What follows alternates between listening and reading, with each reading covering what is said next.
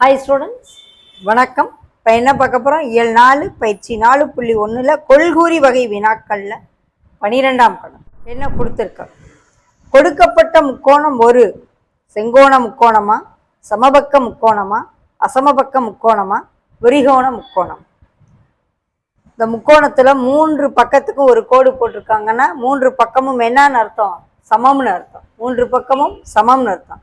அப்போ இது முக்கோணம். இன்னொன்று குறுங்கோணமாக இருக்குது, பார்த்தாலே தெரியுது 90 டிகிரிக்கு குறைவாக இருக்குது. ஸோ விரிகோணம் வராது, செங்கோணம் 90 டிகிரி இல்லை, அசமபக்கமும் இல்லை, 3 பக்கமும் சமமாக இருக்கனால இது என்னது?